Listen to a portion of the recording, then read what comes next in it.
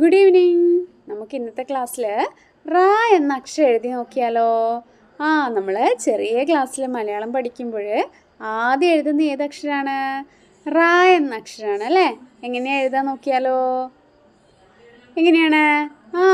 താഴെ നിന്ന് തുടങ്ങി മുകളിലോട്ട് കൊണ്ടുപോയി വീണ്ടും താഴോട്ട് അല്ലേ?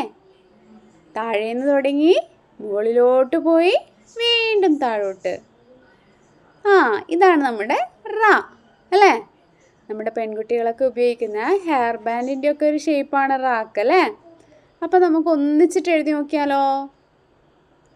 എല്ലാവരും ഒരു സ്ലേറ്റും പെൻസിലൊക്കെ എടുത്തോ?